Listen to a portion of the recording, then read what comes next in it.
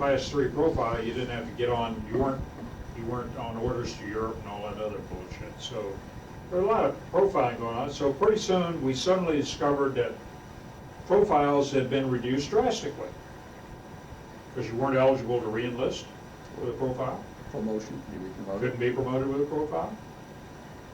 And you were going to be reclassified out of the combat arms. So miraculously, a large number of profiles disappeared. How did you know about profiles? Did they come through Well, I mean, in a morning report or something? We looked at each one of these branches, CMFs, and then one of the elements of information we had in that is how many people have got a profile in it, which means they're not deployable. I mean, I got to look at deployability here to see whether we can go fight or not. And you know, the system coughs up and says, okay, got X number of people with profiles. Okay, so it's in the system. Yeah. One other policy that came down in the Desper days that's worthy of talking about. And it had to do with the famous downtown drug policy.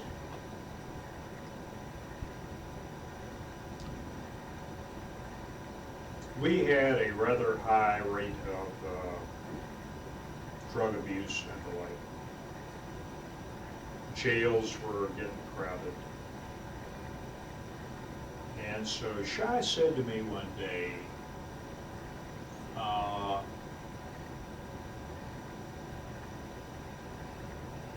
why don't we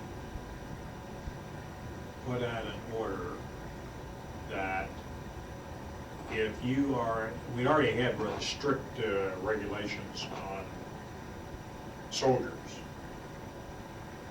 Said, why don't we put out an order that if you are picked up as an alcohol or as a drug abuser, as a non-commissioned officer, you will be separated from the Army. Because you're supposed to be setting the tone. Looking at our statistics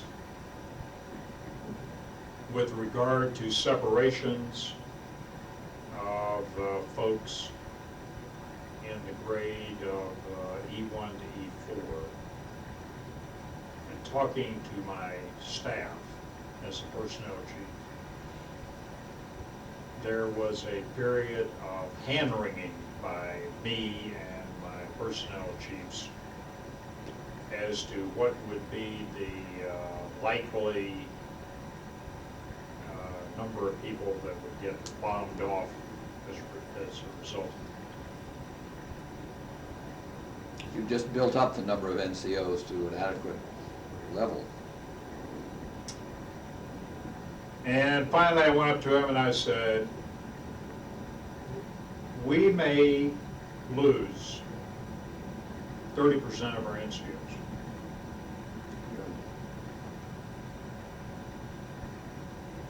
I said, I got no way of predicting what's going to happen. And he said, write the policy for NCOs. You will be rehabbed once, and if you fail rehab, you will be canned. And if there's a second offense, you'll be thrown out. And we invoked that policy, and we didn't have anything like 30%, we had 10% or 5% or 6% or something.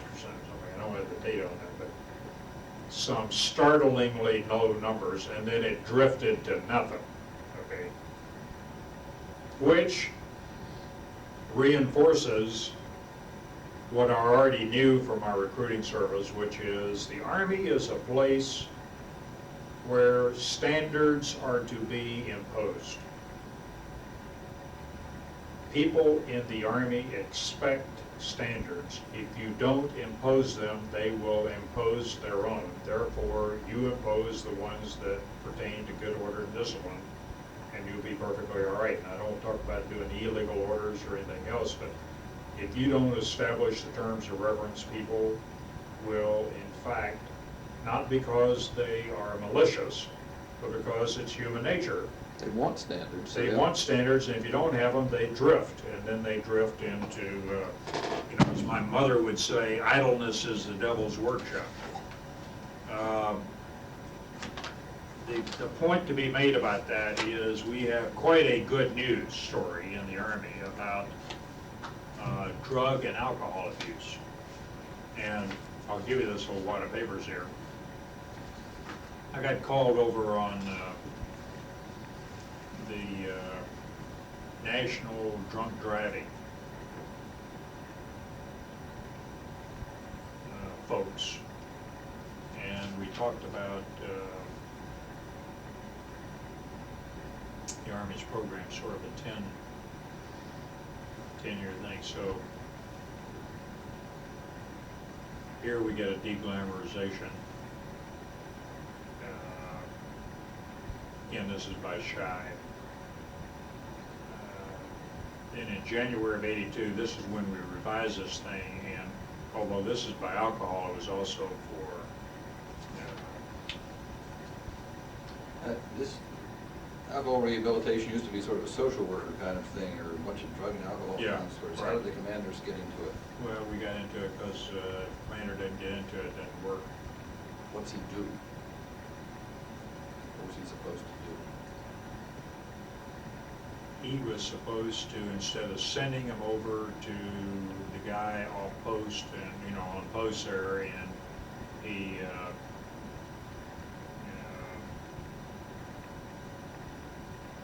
this is where when the Wick mortar went in, That's what 1985.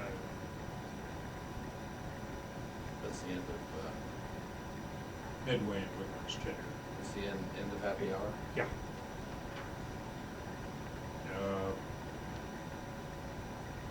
This is the alcohol story, but there's an equally interesting one on drugs, okay? So here, for example, in '85 on drugs, Number of failures, that is. yeah.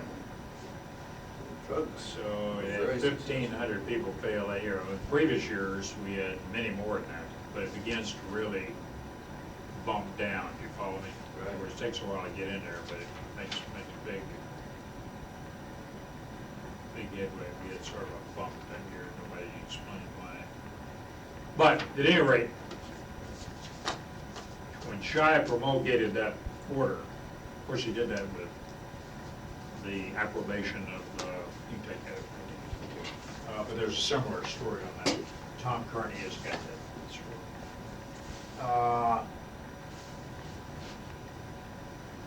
And big hand wringing about that. But when we went through that window, everything turned out fine. That was January 1982. So here again, you know, if you look at these levers, I mean, we've recounted them, and I don't know how you can go back and summarize them, but you probably can as you look at it. But there's sort of a half a dozen things are going on here now with respect to leadership and downturn and our squeeze play on drug abuse and quality of people coming in, a normative advertising program is being launched through the force, and we're curing the NCO crisis. The pay rates are going up, families are being aggrandized. I mean, a lot of good stuff going on. Yes, I you know, that's why I want to write a book about it. I think it's sensational and very complex. It's changing the dimensionality of service in the United States Army. What it's doing is, I think it is providing, it is the preparatory phase for the training program, Right. which That's will forever change the Army. In other words, if you said to yourself, I've got to lay down a base, I got to pour the foundation in order to be able to build this house. We are in every human dimension. building a base on which will rest a highly modernized, highly trained armed force, which will prove itself out in 2 actions later on in the decade. And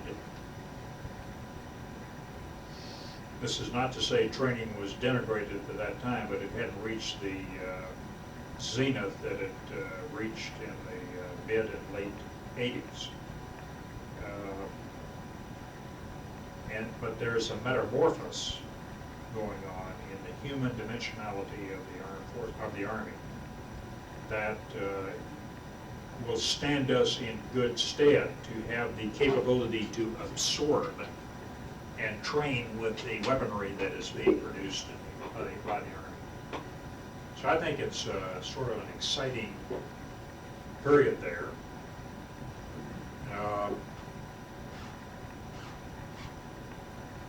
Shai retires, Wickham comes in.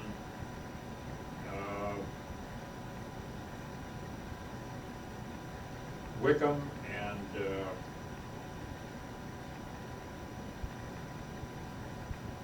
Jack Marsh, Art Brown was the recorder. He was the director of the art staff, of the Army staff, but he was a recorder. And I met at Wickham's house over at Fort McNair. I believe it was like the 5th of August in 1983. I had assumed my job on the 22nd of July, I guess, thereabouts. And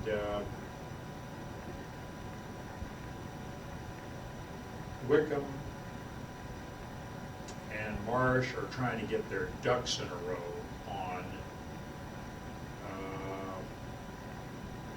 a game plan for sort of the first year in office. It's a new team, the Marsh-Wickham team. I'm a new partner in the team.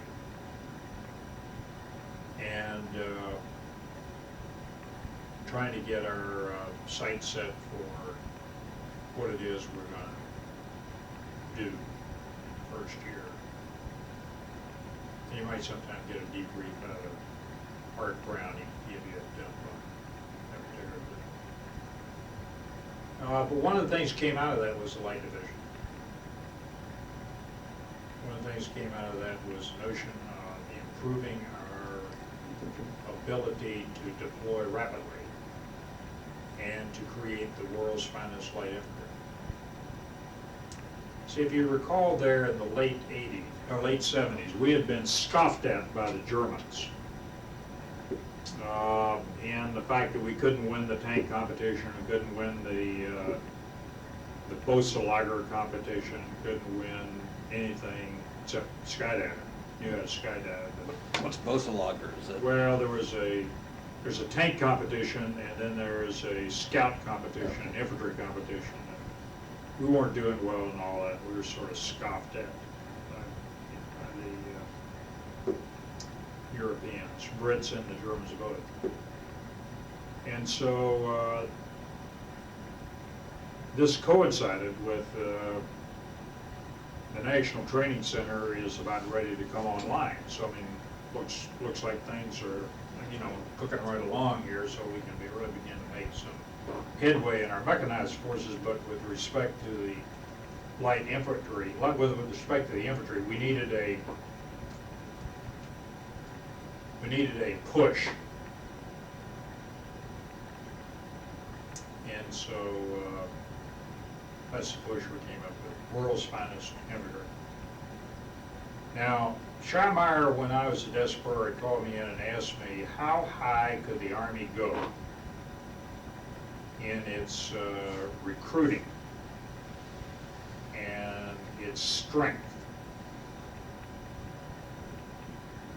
without sacrificing quality. And I told him about the best we could do is 846,000, which would have been a raise of another 65,000, 66,000 people in the Army. And we made a conscious decision not to do that, to stay at 780, 781. And, but this was a time when Lehman was talking about in the Navy was talking about the 600 ship Navy. And so one of the things that was chafing under Jack Marsh's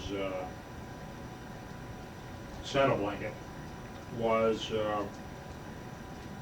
that we were not increasing the number of divisions.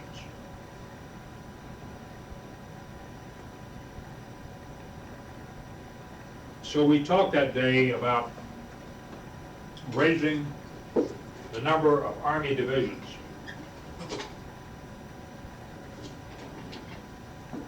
by 2 and raising the number of National Guard divisions by 2 so that the Army would have, instead of 24 divisions, it would have 28 divisions. So essentially, we came to a notion that we would try to do that. And this notion of having a 10,000 man division that could be transported overseas in 500 C-141 sorties with its gear. Since most infantry divisions were on the order of 15 to 16,000, we thought we could scarf up enough spaces to make 2 more bobtail divisions. By transforming one of the 15,000 man divisions into 2 bobtails? Yes. Well, you actually have, you had the division at, you had the 25th Division, and you had the, which is already a two brigade division, The 7th was, and the 7th was 3, I think. it wasn't anything like full strength, was it? No. And figured we could trim the 101st and the 82nd a bit, and we'd get enough spaces to build the 10th and the 6th. Okay. So raised 2 divisions there, and raised 2 divisions, one the National Guard in the state of Virginia, the 29th, which was the Virginia, DC, and Maryland division, which had gone into D-Day. And I believe the other National Guard division was the 35th, as I recall it, which was in Kansas. It was a 3-state division: Kansas, Missouri, maybe Nebraska. Rolled 3 brigades together and called a division. So, meanwhile, we were harvesting the fruits of the decline in the training base because people were staying longer and less attrition. And as I told you in the last tape, we were making some spaces on that as well. Right. Recruiting too, right? Or did Yeah. they have to stay up to strength? I think they came down a bit, didn't they? It came down a little bit, and the number of recruits came down, so that meant more people were available in the pipeline. So we dropped from 170,000 to 130,000 or 127,000. So we dropped 40,000 people, 40 to 45,000 people. Divide that by 12, you had 4,000 people to go into that as well. So the upshot of all that was we embarked. One of the other items we embarked on was, okay, raise the number of divisions. Now, I won't say to you that on that day we decided everything, but we decided some thrust lines, you follow me? And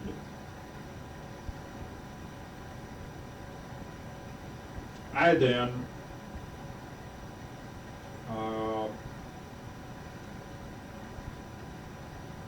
Wickham never issued me a charter. He had been the vice for a year, and had been the ADS ops for before that. So he was pretty familiar with the duties of the vice, and you know, he was well acquainted with that. So my natural proclivity took me into continuing to manage what I'd call the internal side of the Army, and he did the external side of the Army. And I'm not trying to say he didn't manage the internal side, but he on the day-to-day internal stuff, why, that's where I spent a considerable amount of time. One of the things I had decided that I would make sure that didn't happen was I didn't want the Army to be embarrassed by the fielding of a new weapons system and then having to go belly up because of some malfeasance on our part.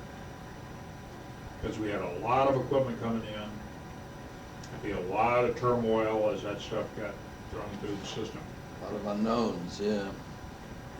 And all these systems had not yet passed all the hurdles and the corners. So I became the guy who ran, along with Jim Ambrose, the acquisition business for the Army. In terms of holding the necessary reviews for the Army to go into production on a variety of things.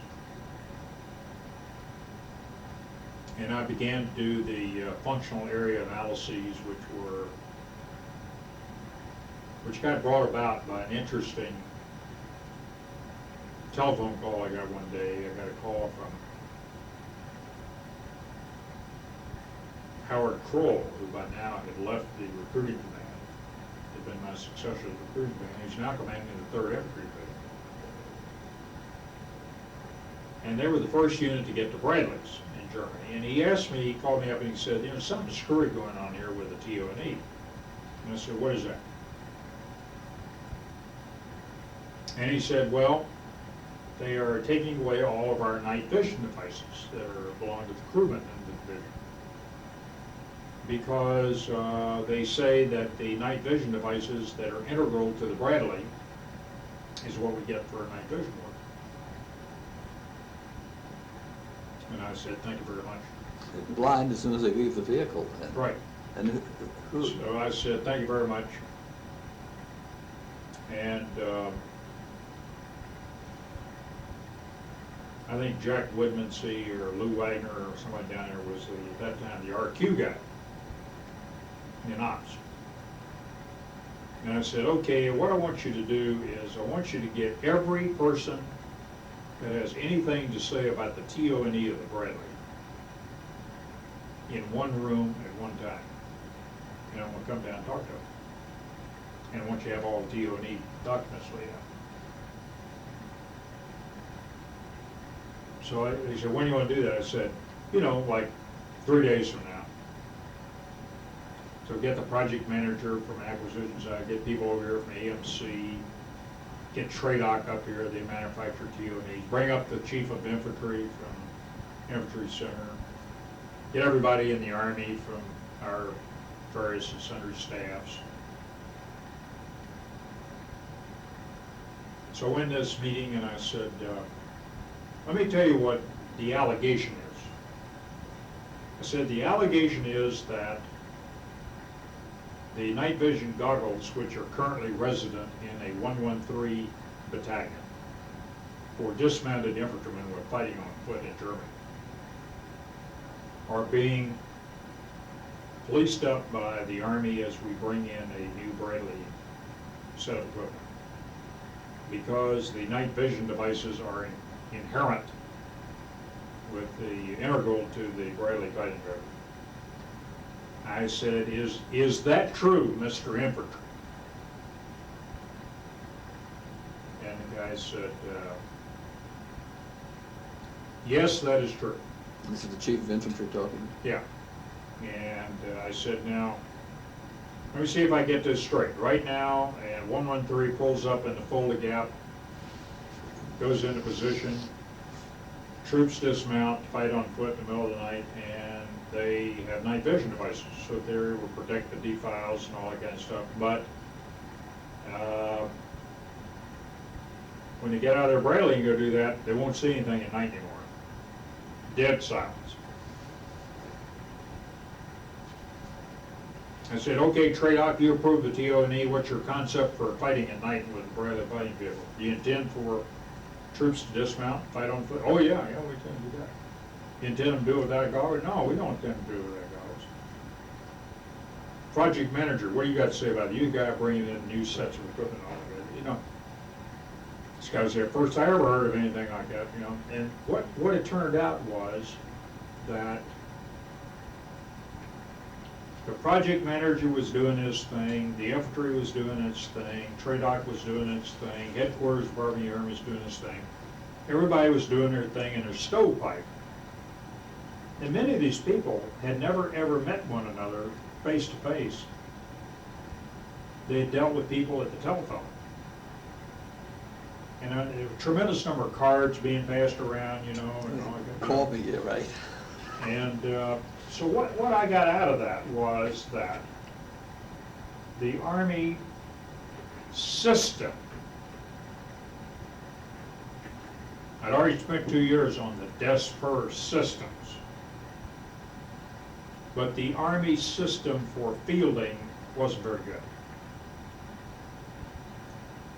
So I said, okay, we will begin to do one branch a month. Artillery first. So meanwhile, night vision, amend the TO&E. TO&E is hereby amended today to keep the same number of night vision goggles as they currently have. And DESOPS, you publish a Twix tonight saying that that's done. And I called an article later that day and I said, keep your goggles. You'll get a message in the morning. Now, there was an action by me, by the vice, on that particular item that foretold what would now go on in these meetings associated with each one of the branches, because they were decision meetings, to cut through the labyrinth of sending all these maze of documents through the various and sundry systems. And so the FAA, the functional area analyses, began to take on a life, and I ran those every month for 4 years. Were some of them on specific systems, specific, like... Well, when new you system? took armor, you took tank, M1 tanks. When you took artillery, you took howitzers and MLRS, the new rocket system. When you took aviation, you took the OH-58 C model and D model and Apache helicopter, etc. You do all of those in one sort of setting, one Well, sitting? no, you do One at a the time. artillery, and then next month you do the armor, and the next month you do the aviation. One a month break. The famous one a month break. Okay, so then you keep, when you got And to every the 2 end, years you did it over again, because there were 17 branches. So you could get it done in a 2 year period of time, do it over again. And you did it for the next 2 years. So you could actually influence things. I'll give you another little vignette, but it points out a bunch of guys came in there, and this is 1980, early 83. And one of the things this is in the infantry one, FAA. And I said, how many rounds, they were issuing the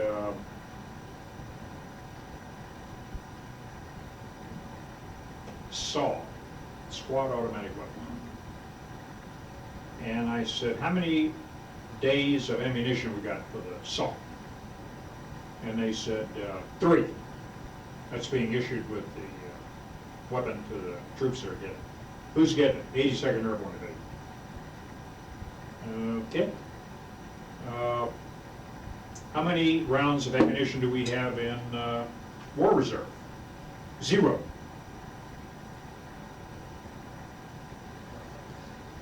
Yeah, let me see if I get this straight. If we go to combat now, and after 3 days, we throw the weapons away because there's no more ammo? Is that what you just told me? Yeah, that's right. I said, okay, stop issuing the weapon and take them back for the 82nd Airborne Division. put them in storage until you can get more ammunition available. And when you get 15 days, let me know and I'll turn it back on. But not until you get 15 days. How much money does they get 15 days? Some guy in AMC, costs $5 million or whatever the hell it is. I said, okay, move $5 million, to everybody in the Army staff. Move $5 million, but buy the ammo. So, later, they would go, it was being issued to the Rangers in the 82nd. Later, the Rangers in the 82nd went to a place called Grenada. Not that much later, actually. So we had enough ammunition. So they took the saws. Well, yeah, but we built up ammunition by that time, turning the factory on, working 3 shifts a day to get enough ammo, because we're working 1 shift a day at that particular time. Same thing happened with the new M1A1 tank round, the 120 tank round. Sitting there looking at the data one day, and I said, okay, how many rounds of ammo do we have for the 1st Battalion going to Germany? 30 days, sir. Okay, sounds great to me. How about the 2nd Battalion? Well, ammo won't keep up with the 2nd Battalion. We'll be down to 28 days. So how about the 3rd Battalion? I said we're down to 15 days. I said, no way. Bernie Rogers would have a conniption fit. He's the commander of SACEUR. If we had to go to war with our brand new tank and we had only 15 days worth of ammo. Meanwhile, his M68-3s have got 45 days worth of ammo. That the whole, in the whole Army? Yeah, whole Army. So what was happening is every tank battalion they issued brought the number of days down, you follow? Right. So I called up the ammo guy who wasn't at the meeting. He was from Rock Island, Illinois, and I told him to commandeer the nearest airplane. And we would keep the meeting going until he got there. When he walked through the door, by that time he'd had 4 hours to work on it, flying in from Rock Island, Illinois. And he said, with $8 million, we can begin to churn up the line and go from 1 by 8 by 5 to 2 by 8 by 5, and we can recoup, and we'll have 30 days worth of ammo by date X. So we held up the distribution till we get 30 days worth of ammo. But by doing that, we were able to keep the Army from getting embarrassed about feeling a new weapon system, the ammo that goes with it, the people that goes with it, etc. Now those things also performed another function, which was all these people that had to get together got together before they got in a room. So the liaison net began to work in a way in which it hadn't worked before. Now one of the other things I discovered about all that is there's a question of how the Army runs was not well known to people. What a BOIP was, what a TO&E was, what a COMPLIP was, what a TATUP was, what a various and sundry systems of the Army. So we started a course about them. And if you were a general or an SES, you had to go to the course. And the course ran for quite a while. It's still going on as far as I know. But you had to find out how to go in there and find out officers didn't know a goddamn thing about the systems of the Army and how to make it run. One other thing I didn't talk about in the personnel game is we started the Army Management College for civilians. Oh, yeah, I've heard of that. So we started that, brought them in for, I think, 4 weeks to start with, and it's now about a 9-week course. And that's been running happily ever after since that is now in the school down here at Belvoir. But the reason I brought that up is because what we were finding out here is this civilian group that we brought on knew their niche very well, but they didn't understand everybody else's niche. So we were trying to build that particular thing. So we started the How the Army Runs course, and that thing is still cooking. Kept up with the personnel business, so we want to make sure that was running right, and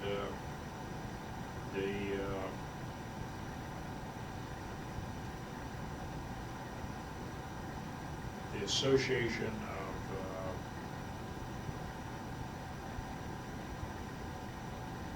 Personnel-itis, which we had started up from recruiting onward, continued the business of transporting the functional area assessment of our people into all the systems of the Army in order to make sure that was going. Started a major system with the log functionary side of the Army, support side of the Army. And we met every 6 months down at Fort Lee, Virginia to find out about water purification and ammo hauling capabilities and ways to repackage ammunition and et cetera, et cetera. So we got a big impetus going with that. And then we had a major business going with the Army on the acquisition game. We still had to go through major test and evaluation of major items of equipment, like the Bradley and the M1 tank, and the Apache helicopter, and all those things had to be fought through the OSD. We stopped the production of the Patriot missile system because it wouldn't pass its test, and called in the then chairman up there of the company, and calling the president of the company, and told him that we were shutting down the Patriot for a year, which time he was going to fix it on their government, on their money, not on the government's money, cut off their money payments from the government, which endeared me, of course, to that particular guy. And then he was fired, and they brought in a new guy, and the new guy is now the chairman of the board. And Picard came to see me one day and said, you know, we got this capability. We believe if we do some work on this thing, we can actually shoot down missiles. So I said, proceed on that, shoot down missiles, blow up the whole thing. Did some of that in the first go. Guy's name's Picard. Guy's named Picard. 2 C's. 1 C. The president of, I became the interface guy with industry. President of the LTV company in Dallas, Texas came in. He brought in this missile that fit on a MLRS launcher. And I said, what is that missile you got there? And he said, well, this thing will fly out there and it'll go 150 kilometers. Oh, I said, I think it sounds like a great idea. And I said, but looks like this launcher here is bigger than the launcher in the regular vanilla MLRS launcher. And he said, well, yeah, it's 2 feet longer. And I said, is that to accommodate the missile? Yeah. So we're not going to buy it.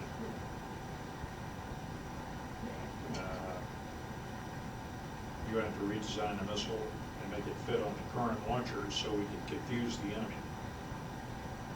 You also have to buy all new launchers, wouldn't you? Yeah, I mean, I have to buy new, I can't afford to buy, I can't afford a new force structure. And, oh, by the way, I don't want the enemy to know which one is which, because this is a silver bullet here, and they want, you know, do it. And he said, you're not serious, are you? I said, yeah, I'm dead serious. We're not buying it like it is. So he went back, and about a month later, he came back with a new design of the missile. He said, fits right on this launcher, fits right in the same can as the 6-pack. Instead of 2 6-packs up there, you got two missiles, so you got 2 8-items on there. So that's all service in the Gulf. 150-kilometer range ML Yeah. rocket. Do those have any guidance? Or Yeah. free? It's got.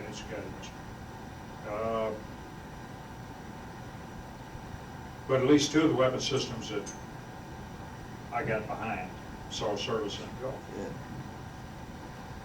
And then I had to do a lot of testifying on various and sundry weapon systems to make sure that they passed the Congress, and we got it. And I had to continue to testify on the personnel side of the Army. So those are some things. I haven't spent much time thinking about vice days, so I go home and look at my notes about it. Now, one couple of things I did that maybe is some use to you. I produced some volumes of speeches and that kind of stuff, which may be of some interest to you. It would indeed, yes. I was interested in speeches and efficiency reports. This is more in the biography end. I don't need them now, But the speech side tells you what things we were doing. I mean, Yeah, it gives you it tells clues to the, who the actors were, what the problems were, what you had to Yeah. overcome. That's really the wolf and warp of this story. yeah, I recall in testifying on the Bradley, we had a problem on the Bradley, and I was in Munich. I was in Munich on a Friday, headed to Garmisch on Friday night. Got to Garmisch on Friday night, and my warrant officer was over there with me. I traveled with the warrant officer, Steno. And I got to the place where I was staying in Garmisch, and snow was gently falling, and I said, you got my gear? Brought over a aviation bag full of snow gear, no boots and no skis, no clothes. He said, I left it in Ramstein. Do you want me to go up there and get it? I said, forget it. Call up the special service over here and see if they can get me outfitted. So in about an hour, they brought my shit over there. Got fitted up and got a pair of boots and got my skis organized. And next morning at 7, I went down for breakfast. And he said, there's a message that came into you overnight that says you are to be back in Washington to testify before the Congress on Monday morning. And I said, testify about what? And he said, testify about the Bradley fighting vehicle. And I said, he said, they wanted the chief to testify, and the chief has designated you to testify. And I said, you gotta be shitting. You're trying to pull my leg again like you did on the gear you left at Ramstein. You're trying to tickle me now, right? He said, no, I'm dead serious. I said, in that case, get the car, give me some tickets on the next available flight out of Munich.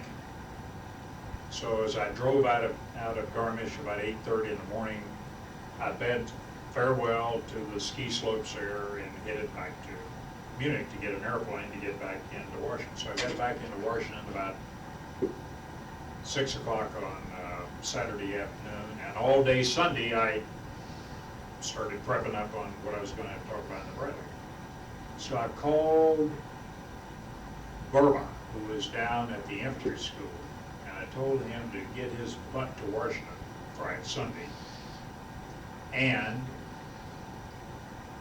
bring 2 sergeants, both of whom had been combat veterans in Vietnam, who had served in 113 units, and were now serving in Bradley units, Bradley equipment. The school got the equipment ahead of anybody else. And so he did that. So when I got there the next day, I said, here's the status of the program, and I recommend to you we get on with it. But I brought 2 people with me that you should know, 3 people with me you should know about. One is the chief of infantry, who is a distinguished combat veteran from the Vietnam War, and 2 sergeants who were sergeants in the Vietnam War in the grade of E5 and now grade E8. And they were squad leaders with 113s, and now they are platoon sergeants and first sergeants with the Bradley fighting vehicle, and they will answer any specific questions you have on the Bradley and the relative merits between the 2. Because I am a field artillery officer, and I can only tell you what I think, but not what I know. Sail right through that thing. They didn't, no congressman would ever take on a sergeant or belittle him in any way, shape, or form. Piece of cake. Did they ask the sergeants any questions? You bet. I mean, they asked sergeants a lot of questions. Sergeants all answered. Would you prefer to be in this vehicle or 113? There was a lot of stuff on the television about Bradley being a disaster. Yeah, about it being a tinderbox. Is that what? The aluminum would burn and all that kind of stuff. We had a guy in the Air Force who was located at OSD who made a name for himself on insisting that we go through a bunch of live fire tests with the Bradley, which we did do. And I must say they helped out. And we fired tows, and we fired tank rounds, we fired all kinds of stuff with the Bradley, and then we made some adjustments of it. And so the way we stowed loads and provided protection in there. I mean, obviously a tank round will go through a Bradley. I mean, it's not a tank, so tow will go through it. tow will go through one. Do they burn easily? Well, they will burn. You can't have a conflagration in one of those things. Yeah. You have to get the temperature up pretty high, though, don't It's very high. But if you got 10 tows located on board, you set them off, boy, you get a high temperature. you? Oh, Christ. By that time tanks, or the hull starts to burn, everybody's dead inside anyway if one of those gets Yeah. dead. But we passed through, that stuff. So I became sort of the acquisition guy along with Jim Ambrose. Was he the Army Materiel Command? No, Jim Ambrose was the Undersecretary of the Army. Oh. And then in September of 1983, I'd been there about a month and a half, the captain came to see me. Captain says, I have a bad story to tell you, General. I said, shoot, tell me a bad story. And he said, there's been a mismanagement of funds in the black community, Special Forces black community. Not black Americans, but black programs. Secret programs, yeah. Classified programs. So I listened to that for about an hour, and then I called in the toughest, hardest nosed Major General that I knew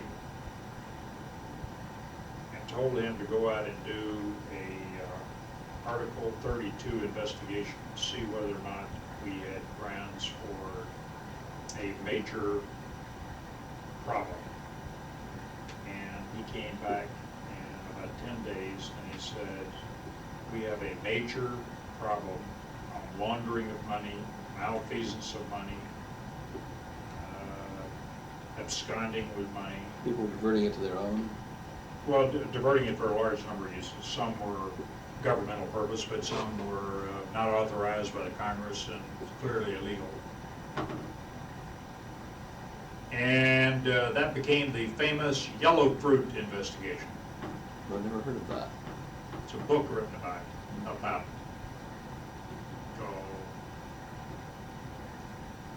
I think it's called the Yellow Fruit, or it's called the Yellow Fruit. But if you look in LexisNexis, you'll find an entry on Yellow Fruit. And that thing took 2 years to come to resolution. Is it all, are the proceedings classified or? No, I just mean, the- it's in the open literature now, Uh-huh. because we had to call them to Justicesburg. We had a trial, we had a couple of trials down in the federal court in Alexandria about it. Then I guess in, it's 83, 84 when Grenada went. 83, 83, so November of 83, October of 83, at that time. about that.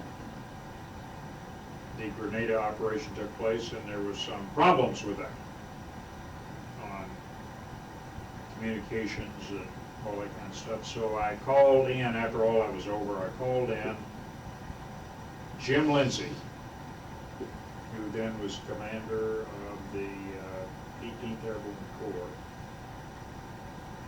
Carl Steiner, who was the JSOC guy, and told Lindsay that I never wanted to have that happen again, any communication between the airborne and the Rangers and the JSOC What would the Joint Special Operations Forces? command. Were Yeah, they- Are they JSOC. Green Beret type people? They're Rangers and the Delta Force belongs to them. And I said, I want you to set up a continuing exercise that starts with a takedown of an airfield long enough to get a JSOC team aboard. That's a Ranger group, in order to get a JSOC team to make a snatch for some